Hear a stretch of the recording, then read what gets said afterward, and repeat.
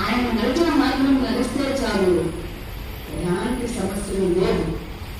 ఒకవేళ వచ్చిన మానవైజం పొరపాటు చేయడం సహజం.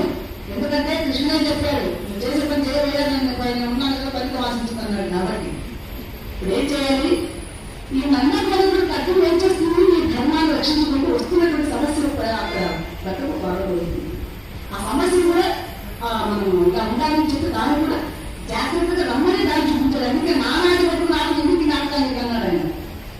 మారుకోండి అంటే మన హనుమాన్ వారి పాత భగవంతుడు శ్రేష్ఠమాన్ని వర్పించుకుంటూ సమయాన్ని సద్వినియోగం చేసుకుంటూ స్వామివారి వర్ధంతి కార్యక్రమాలు 28 నుండి